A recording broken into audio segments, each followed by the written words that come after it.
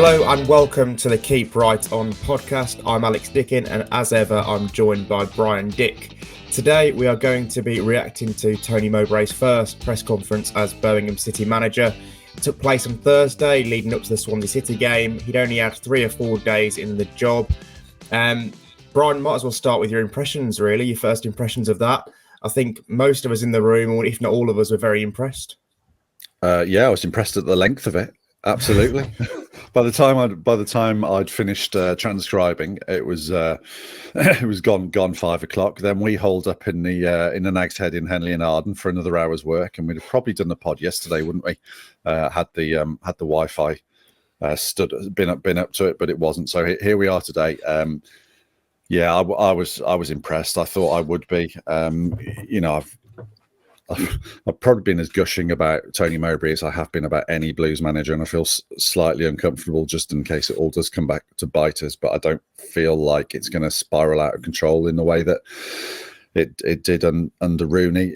Quite the reverse. I think he's going to build a coherent and cogent and competent team, which, if he's given time and resource, which we expect he will be, if not in January, then in the summer. And I think it'll be an increasingly attractive team as well. Why do I think that? Because he's got a track record of doing that everywhere he's been, pretty much. You've seen a logic and rational thought process and an evolution of a team. So yeah, I was impressed. He spoke for an hour on all manner of subjects, from parenthood to music to cakes to a little bit of football. It was really enjoyable. Yeah, I'm fully of the same opinion, Brian. I was really impressed with him. I've not done as many of those first press conference manager unveilings as you, but probably the most impressive I've been to. It's clearly a guy who knew how to work a room, a guy who'd done 7 jobs before in management over 20 years. And it must be said, he hasn't done a bad job in that time, which is why we're so kind of positive and upbeat about his appointment. He was saying a lot of the same things that Rooney said when he took over in terms of how he wants to transform the playing style and what he wants to do going forward. But the difference is this time you can believe it because it's a manager who's done it previously and has the track record and CV to prove it.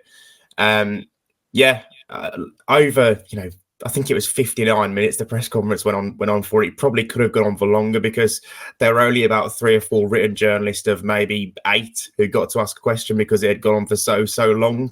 But yeah, you couldn't help but be impressed. His answers on every single subject were in depth and thorough. He admitted himself, he'll come in without playing politics. He won't want to hide anything. He'll just be honest. And I think Wayne Rooney was in the same way, but Tony Mowbray, just his answers were so long and so in depth. One answer I transcribed ended up with 579 words on transfers, which managers are normally very guarded about that subject, aren't they? But he spoke about it. He spoke that he was going into a recruitment meeting with Craig Gardner and co shortly after the press conference had finished. He spoke about all manner of things. Really, it was absolutely fascinating. And if that's a sign of things to come, then we can have a very, very fun time covering his Blues team. Yeah, I think what I took away from it was just the absolute complete calm assurance. This was a man who knows his job. As you said, 20 years in management, 7 previous unveilings. I put in a piece I wrote yesterday that Tony Mowbray is a guy who's been unveiled more times than Robert Carlyle in Full Monty. Just this guy is experienced. He knows the business. He knows the game, and he just exuded that calm confidence, that assurance of I'm comfortable. I've done this before. I know where this is going. He probably knew what questions were coming. I'm sure he did know what questions were coming, and as you say, there wasn't anything clipped or curt about any of his responses. He would talk around the subject that the question raised, like with you with transfers, or someone else with a style of football.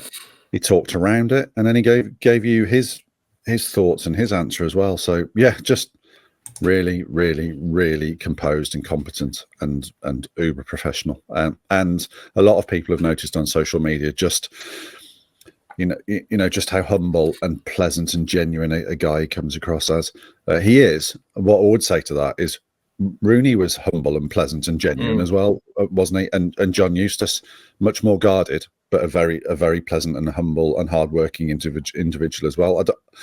I think footballers and football managers do get a bit of a reputation, for being a bit up themselves. But I've got to say that at Birmingham City, they do tend to get good people to sit in the manager's chair, with the exception of one or two I could think of. But for another, maybe for the Goodbye podcast, that one.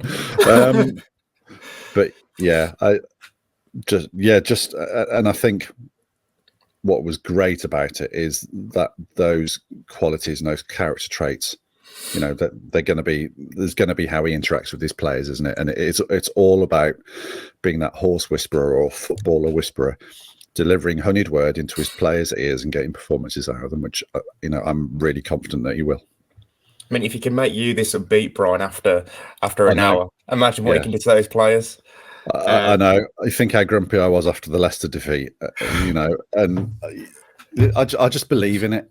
And it's been a long time since I've, you go back through all the managers and you think, yeah, I can see why they've done that, but he's inexperienced, or he's left a previous job under a cloud, or he's a bit volatile. But Tony Mowbray for me just ticks what I'm comfortable with in a manager.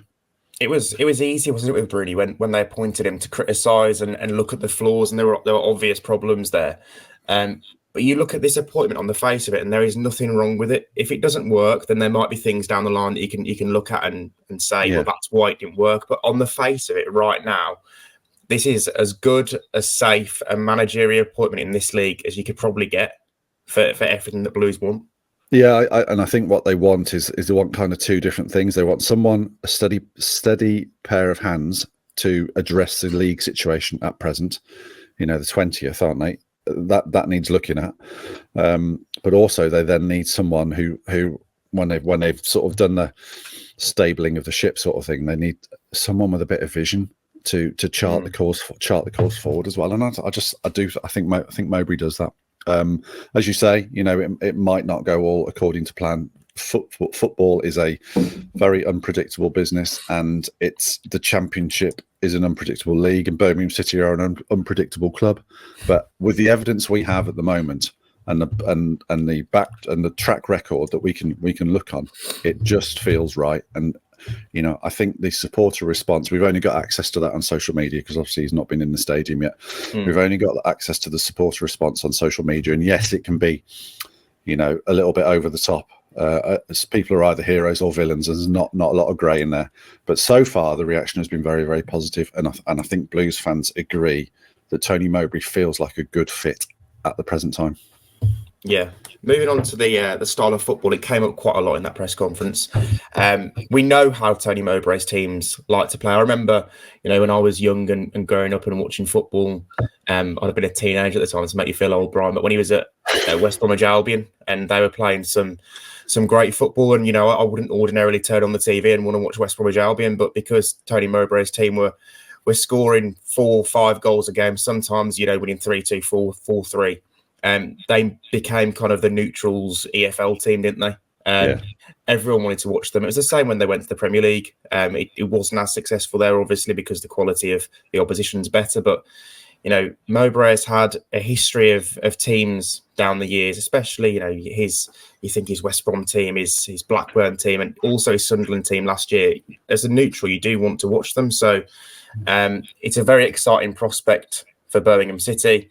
And he mentioned a few of his influences yesterday in the press conference, in that, he was a centre half on the face of it, a blood and thunder centre back playing in the Championship or whatever for Ipswich Town. I think he's most well known for playing for them, and you wouldn't expect him to kind of promote this brand of football, but he was before the trend, really. He was doing it back in 15, 20 years ago when managers like Neil Warnock were having success a different way. And that's probably why he's lasted so long, in that, it's now really in vogue. Every club in the Championship wants to play out from the back. And Mowbray's been doing it for a length of time, and it's proven he's done it. It's worked. His Sunderland team we'll come on to now were very impressive. Before we do that, can we come on to the West Brom team, which, just to make you feel young, I had the fortune of covering quite a lot. Yeah. And I sort of fell into that sort of that misapprehension that because he was the player he was and he was the style of player he was, a real rugged, no nonsense EFL centre back, that his team would be that as well. But that West Brom team, you know, I know people haven't tuned in here to hear me wax lyrical about West Brom, but they were just so gorgeous on the eye, you know, without going all Craig Revel Horde. It was, you know, they had players like Zoltan Gira and Robert Corran, you know, Diamansi Kamara. They just played lovely football, and they absolutely passed their way out of the Championship. And yes, as you say, the Premier League was a different challenge, and probably I don't think they necessarily had the quality of defender to survive in the Premier League. But at that time, Mowbray was looking overseas. He brought in a couple of Portuguese players as well. So you know, as you say, all those years ago, what are we talking? 15 years ago now. He was something of a bit of a visionary. So yeah.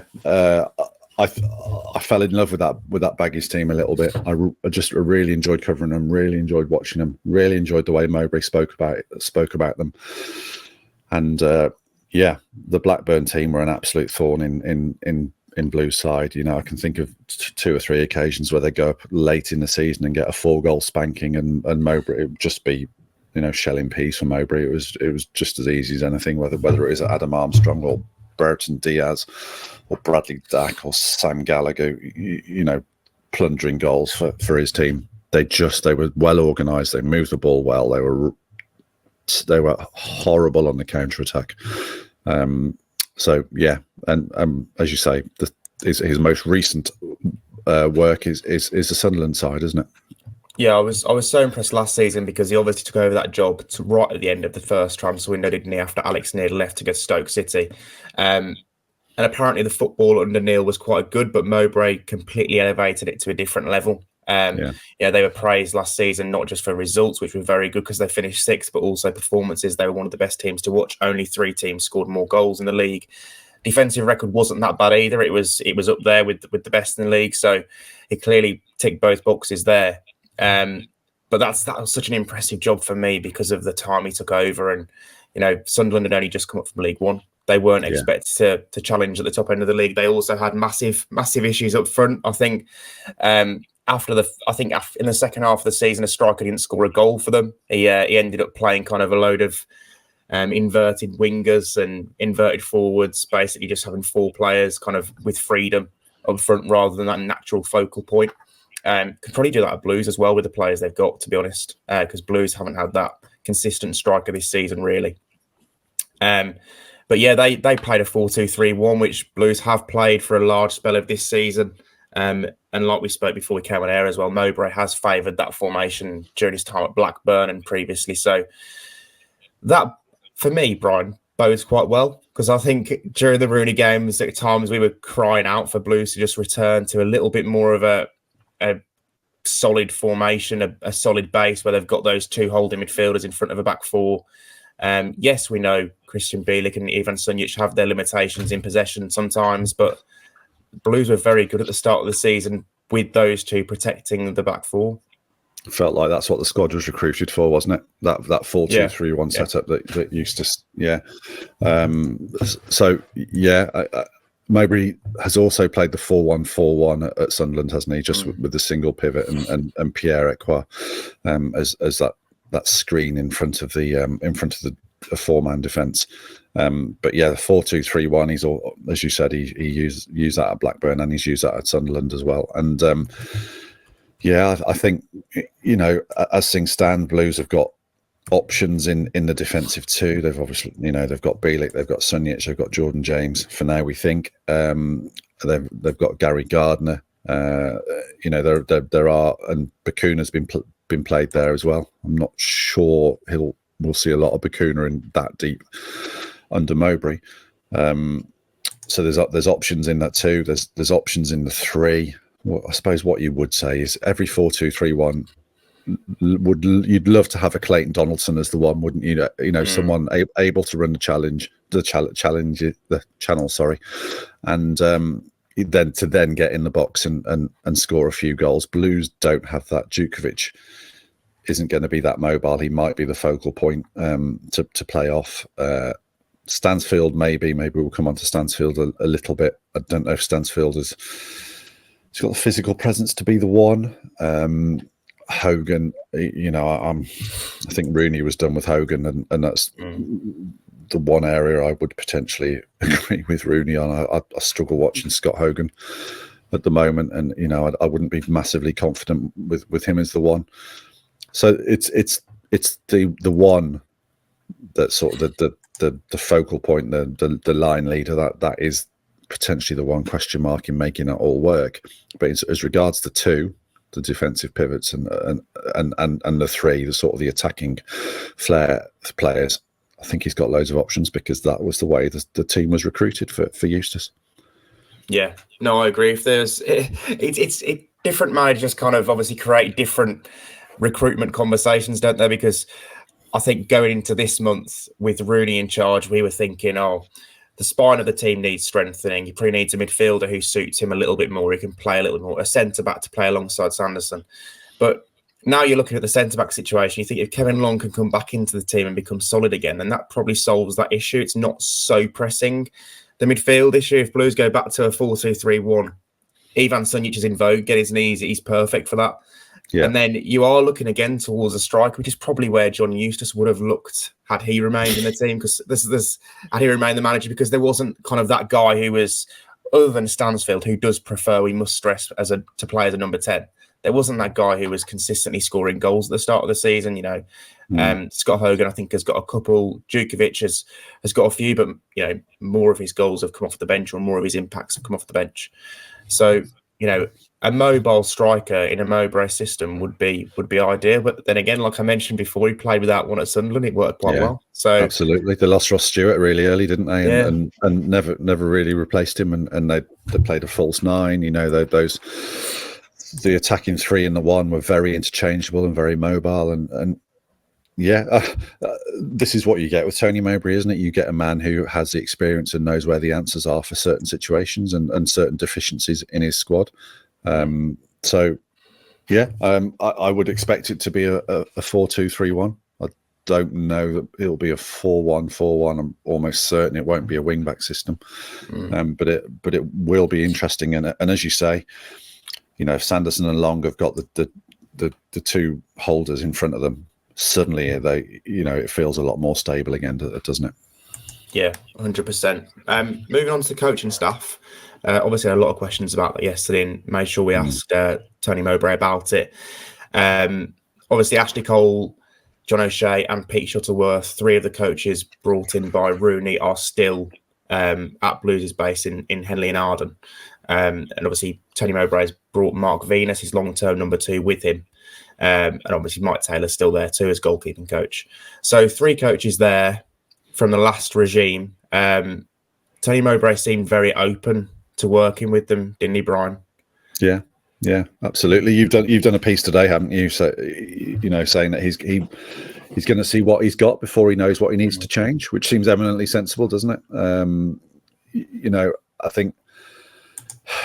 I mean, you watched Rooney's Blues train in that open session, didn't you, before the Cardiff game? And yes, they went on to win the Cardiff game, and there were certain things that they worked on, certain sort of tactics that they worked on, is like hitting the left back with a diagonal from the goalkeeper. There were bits and pieces that picked up that worked, but Cole and O'Shea weren't necessarily massively involved. They didn't feel particularly empowered, did they? No, they were big part players in that particular session. It was very much Cole Robinson leading, with Rooney having input. Those 2 have gone now, and from what we're told, Ashley Cole has taken on a little bit more of a prominent role in training this week. Tony Mowbray said himself that he likes to, at time, when he was at the start of his managerial career, he pretty much did everything, but over time he's learned to delegate, and now he likes to sometimes sit back and watch what's going on so he can suss things out.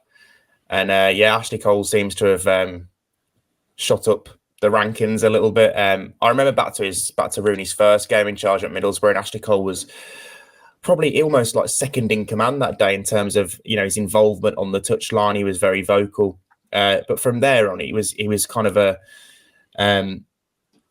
character, a fringe character, almost on the peripheries of what was going on. It was very much Rooney with Carl Robinson, sometimes Shuttleworth, and sometimes O'Shea. And Ashley Cole wouldn't be so involved in the touchline, but he seems to have taken on a slightly more prominent role, which is interesting. John O'Shea too will be getting a chance apparently under Mowbray, and Pete Shuttleworth, who under Rooney was doing more of a video analysis / coaching role, is also still there. So it'll be interesting to see how it plays out going forward. Mowbray was very keen to stress the importance of Mark Venus. He's worked with him now for 2 decades. Every club he's been at, he's been his assistant manager, apart from at Coventry, where Venus stepped upstairs to be the technical director. And they clearly have a great friendship, which was formed when they were players at Ipswich Town, both Northeast guys as well. And Mowbray admitted that Venus has strengths that he doesn't have. He said he's very intelligent. He can get messages across to players. He said that he's obviously got degrees, stocks and shares, and he if someone's going to win the 320 at Kempton, Mark Venus will know about it. Clearly, 2 guys who fit well together, and it's worked before, and let's hope it can work again with those 2. Yeah, it'd be interesting to see whether Venus is the loudest voice on the training ground, or whether Ashley Cole will continue to be given this opportunity to prove himself. It's worth stating that Cole had quite an exciting reputation, didn't he, in the England under-21 setup and under Lee Carsley. This is a bloke who's choosing to be a coach. I don't know his bank balance, but I would imagine financially he doesn't necessarily need to be going away to Hull for an FA Cup tie.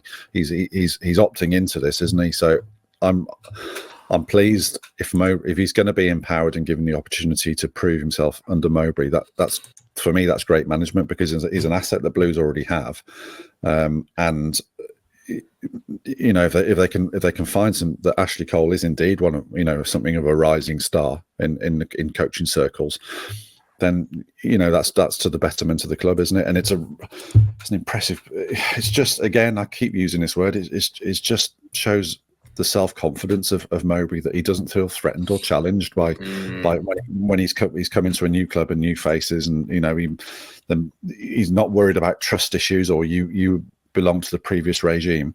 It's, can you do a job for me? And if you can, we'll keep you. And if you want to, you're welcome to stay. And just so grown up, isn't it?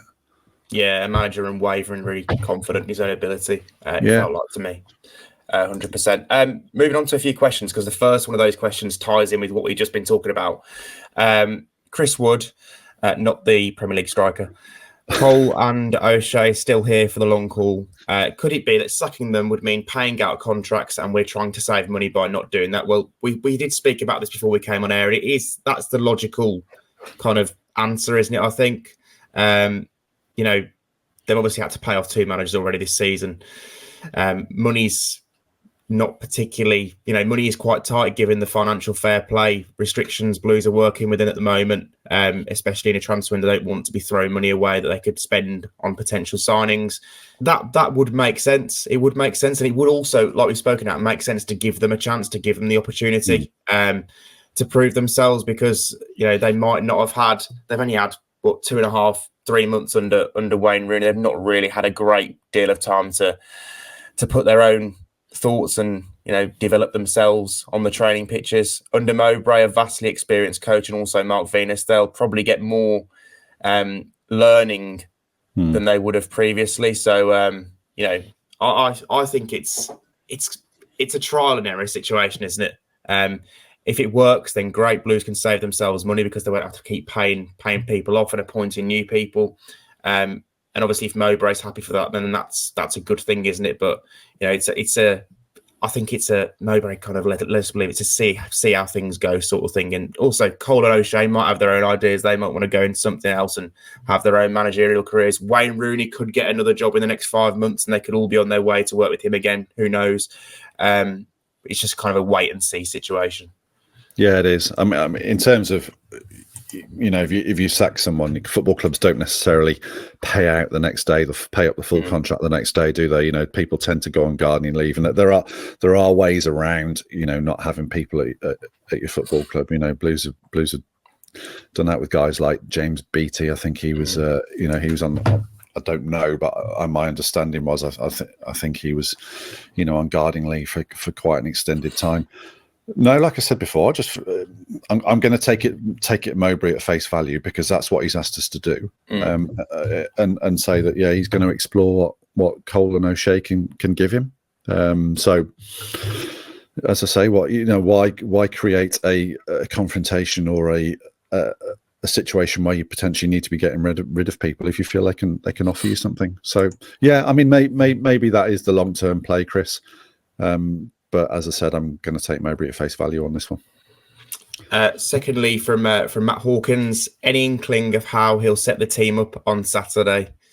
I think we both got the impression that Mowbray understands that Blues have limitations in terms of on the ball at the moment, and in terms of the style of play.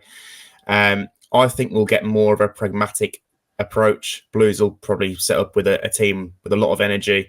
I don't think they'll be dissimilar to the way they were at the start of the season, to be honest. I think Mowbray acknowledged that Swansea, under Luke Williams, a new manager who likes to have a lot of the ball, and Swansea are historically a team that does have a lot of possession, will probably have more of the ball on Saturday, and Blues will have to sit in at times and play on the counter-attack, which they weren't always willing to do under Wayne Rooney. You think back to those first two games under Rooney against Middlesbrough and Hull, where Blues abandoned all kind of, the tried and trusted methods of the start of the season and went to this bold, ambitious, chaotic, in my opinion, new way of playing. And it didn't work at all. And all of a sudden, Blues have lost 2 games on the spin. They're on the back foot and trying to get themselves out of a mini rut, and they could never do that. So I think we'll get a sensible approach. Yeah, I mean, in terms of formation, was it Matt's question? Yeah. Matt, in terms of formation, as we said, we think it'll be a 4-2-3-1 or a 4-1-4-1, something like that. But I agree. As Alex said, Mowbray spent quite a lot of time talking about we not running before we can walk, sort of thing. And as you say, he did actually comment about the limitations of the players in possession, didn't he? But I think he sees this as a process, from getting Blues to where they are to where he wants them to be, which, will be, dominating possession, 60% of the ball and creating chances. He spoke, I think it was his final home game. He spoke about his Sunderland team losing 2-1 at home to Huddersfield, didn't he? And he said, we've had 27 shots, and 60% possession. If you do that, you'll win more often than you're not. On the day they ended up losing. So it'll be a process for his team to get from where they are, what they're capable of now, to where he wants them to be, where they are, having those sort of match statistics. I've said in a very long-winded way what you've just said. It might be a little bit Eustonian again, mightn't it? Back to the principles of John Eustace, who I thought was on the right track, but we don't need to go over that again. Yeah, 100%. Moving on to the final question from Simon Quigley. Really intrigued to understand the standard he's setting. So, just how good was the buffet? To be fair, this has gone viral, hasn't it? It's been the talk of the championship. Tony Mowbray called it an A-star buffet or something. Champions League, he said, didn't he? Yeah. Champions League buffet. He said he was impressed with the food on supply at Sunderland, but he said this was another level. I was, to be fair, I was given the heads up that it was going to be special, to be honest, beforehand. It was good, to be fair. When I go to press conferences every Thursday, because there's normally only 3-4 people there, you're not normally treated to the standard of buffet that we were at Tony Mowbray's unveiling. There were nice cakes, one of which was very difficult to eat, to be honest, because it was so kind of stacked. There were loads of pastries. To be fair, I would implore the staff at Birmingham City to continue putting on the buffet every single press conference.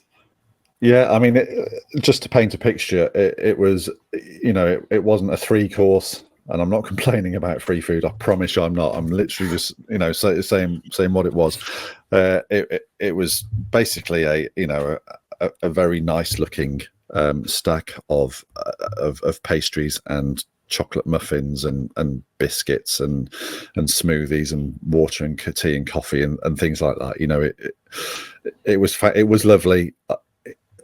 Having eaten at Arsenal and Man City, I don't know if I would necessarily say it was up there. But it was befitting of an afternoon tea party with an English gentleman, wasn't it? It was good. The pastries. I suppose the risk you take with a pastry at 3 o'clock in the afternoon is it can be a little bit dry if it's been out in the air all day.